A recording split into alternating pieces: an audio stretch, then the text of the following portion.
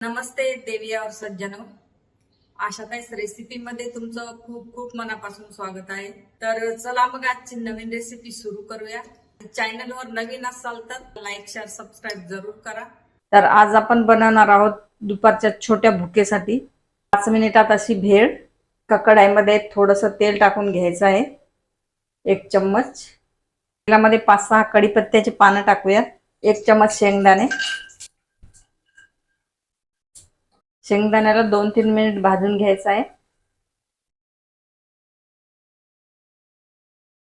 1 वाटी टाकायचे आहेत मुरमुरे।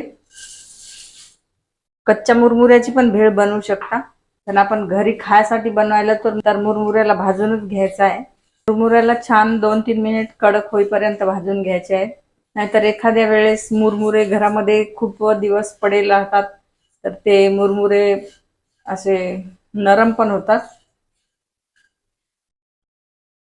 तर थोडेसे भाजून घेतले तर एकदम कुरकुरीत असे मुरमुरे होतात। त्याच्यामध्ये चवीप्रमाणे मीठ टाकायचं आहे, थोडंसं लाल तिखट,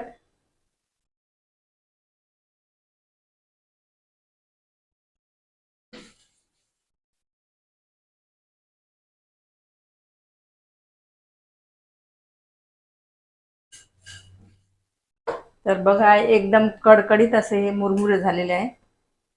तर 2-3 मिनिट मुरमुऱ्याला छान भाजून घेतलं तर याला काढून घेऊया आणि मुरमुऱ्याला थंड करून घ्यायचं आहे।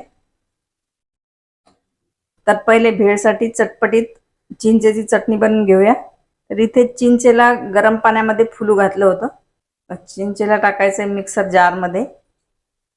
चिंच सॉफ्ट पण झालेली आहे, तर ग्राइंड करून घेऊया। ग्राइंड केलेला आहे, या चिंचेला चाळून घ्यायचं आहे।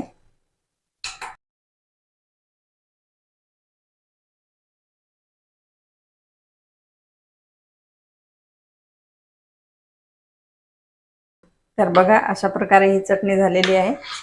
चिंचेला मी गरम पाण्यामध्ये ठेवलं होतं, तर चिंचेच्या चटणीला उकळून घ्यायची पण गरज नाहीये। तर हे मुरमुरे झालेले आहेत थंडे। भेळमध्ये टाकायचा आहे 1 बारीक चिरलेला कांदा, 1 बारीक चिरलेला टोमॅटो, हिरवी कोथिंबीर, बारीक सेव, 1 चम्मच टाकायची आहे साखर। चिंच टाकलेली आहे तर चिंच थोडी आंबट असते, तर चटपटीत भेळ होण्यासाठी साखर टाकलेली आहे। आणि वरून टाकायची आहे चिंचेची चटणी। तर याला करायचं आहे मिक्स। याला हाताने छान मिक्स करून घ्यायचं आहे।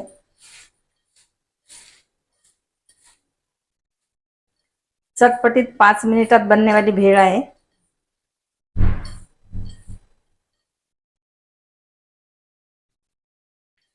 तर देवी और सजनो, बघा खूप छान भेळ झालेली आहे। आता भेळ सर्व करण्यासाठी तयार आहे। घेऊया सर्विंग डिश मध्ये।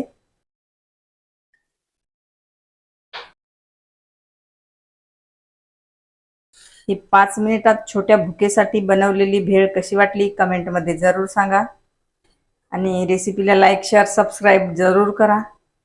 तर मग चला भेटूया अशाच एका नवीन रेसिपी सोबत। तोपर्यंत बाय बाय।